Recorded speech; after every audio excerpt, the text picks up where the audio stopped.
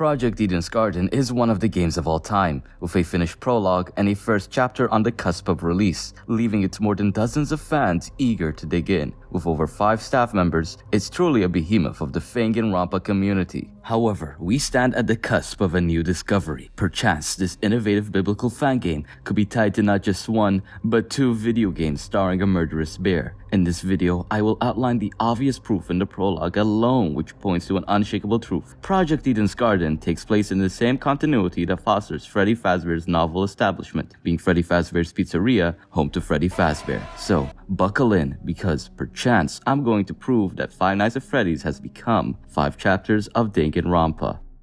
Point 1. Kara Koskinen is dead, and nobody really cares. Sure, they're mostly put off by the sudden appearance of her corpse, but the only person to actively express outrage at her murder is Wolfgang, even with the cast agreeing she's probably real. Indeed, Winona, a liberal partisan, chooses to engage in victim blaming. She condemns Kara simply for exercising her Second Amendment rights as an American citizen. The garish attitude the cast presents makes it clear that child and teen murder are normalized in this society. Perchance, do you know who else normalizes child death? That's right, the Cinco Noches on Freddy's timeline. Point 2. My next point is centered around Grace Madison and her presence in the obviously American Killing Game. Grace is from an obscure nation who speak Australian, a dialect of English. Her obscure heritage creates the impression that people across the Anglosphere immigrated to America, likely to pursue the opportunities presented by the UTP. With this, William Afton would have had more than enough reason to move to the US, and especially Utah, perchance, with its mountainous terrain lining up with the scenery during the train ride. As such, Peg's story provides a framework for William Afton to arrive, and Purple Guy all over the place. My next point refers to the characters' behaviors in particular. Firstly, Winona is known to be the chair of an incredibly influential agriculture company.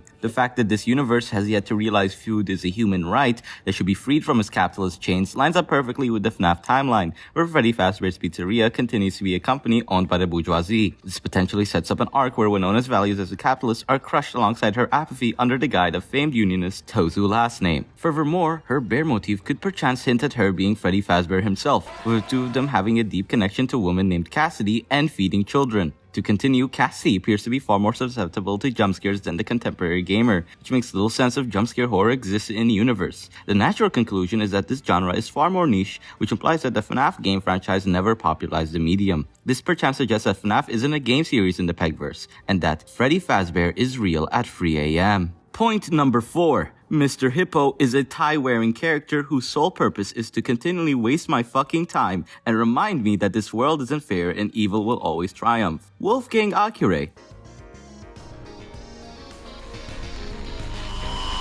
In his introduction, Ulysses Wilhelm has the following dialogue. Those who fail to learn from history are doomed to unwittingly abet the continued success of Freddy Fazbear's Entertainment LLC. This line could potentially hint at a connection. The use of the word robotics hints at a connection to the baseline game, infamous for the prevalence of very scary robot animals. This line, while not a strong piece of evidence, could still be used to support the overarching idea that Project Eden's Garden takes place in a world where Frederick Fazbearrington is real, perchance. Every pony in this cast has an animal motif, with Mera, Tozu, and Jet Dawson even sporting animal-based masks. The prevalence of these animal-themed pieces of apparel may hint at this story's timeline taking place in one where animal-esque forms of expression are commonplace, all thanks to the raging success of Fazbear Entertainment's anthropomorphic mascots. Indeed, the Ultimate Talent program was really the Ultimate Furion program. Point 7. My final and most crucial point is that of Wolfgang Akure's shocking resemblance to Michael Afton.